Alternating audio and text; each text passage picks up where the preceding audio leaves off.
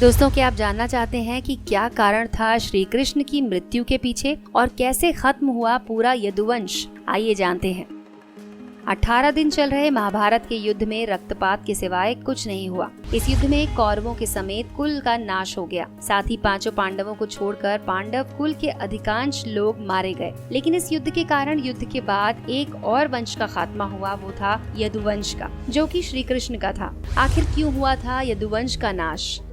दोस्तों, आपका स्वागत है धार्मिक ज्ञान में। तेजी से बढ़ते इंडिया के नंबर 1 धार्मिक चैनल से जुड़ने के लिए सब्सक्राइब करें और बेल आइकन को दबाएं।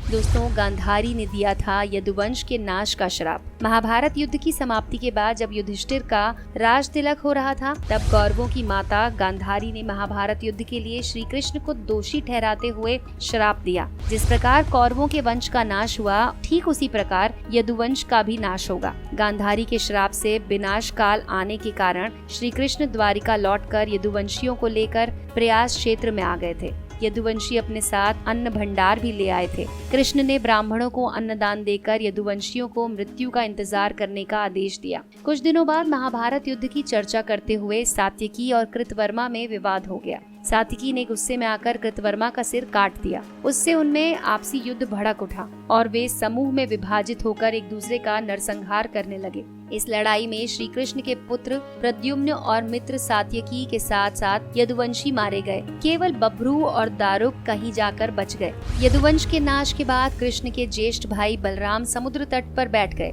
और एकाग्रचित्त होकर परमात्मा में लीन हो गए। इस प्रकार शेषनाग के अवतार बलराम ने अपनी देह त्याग दी और वो भी स्वधाम लौट गए। कृष्ण की मृत्यु हुई थी बहेलिये का तीर लगने से। बलराम के देह त्यागने के बाद जब एक दिन श्री कृष्ण पीपल के नीचे ध्यान की मुद्रा में बैठे हुए थे, तब उस क्षेत्र में एक जरा नाम का बहेलिया आया हुआ था। जरा एक शिकारी था और वह हिरण का शिकार करना चाहता था।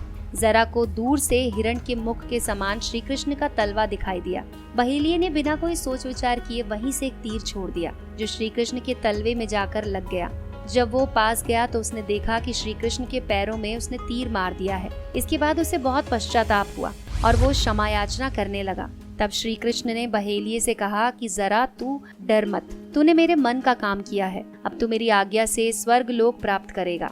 बहेलिये के जाने के बाद श्री कृष्ण का सारथी दारुक वहां पहुंचा। दारुक को देखकर श्री कृष्ण ने कहा कि वो द्वारिका जाकर सभी को बताए कि यदुवंश नष्ट हो चुका है। बलराम के साथ कृष्ण भी स्वधाम लौट चुके हैं। अतः सभी लोग द्वारिका छोड़ दो, क्योंकि ये नगरी अब जलमग्न होने वाली है।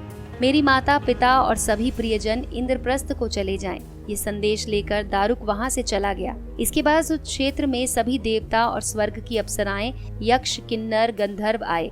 उन्होंने श्री कृष्ण की आराधना की। आराधना के बाद श्री कृष्ण ने अपने नेत्र बंद कर लिए और वे सशरीर अपने धाम को लौट गए। इसके बाद श्री कृष्ण की पटरानियां भी सभी ने शरीर त्याग दिया।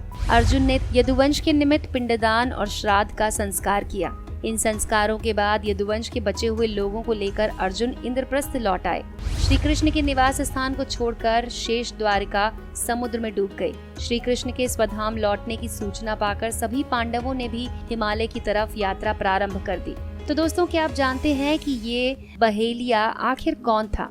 संत लोग कहते हैं कि प्रभु ने त्रेता में राम के रूप में अवतार लेकर बाली को छुपकर तीर मारा था। कृष्ण अवतार के समय भगवान ने उसी बाली को जरा नामक बहेलिया बनाया और अपने लिए भी वैसी ही मृत्यु चुनी जैसी कि राजा बाली को दी थी।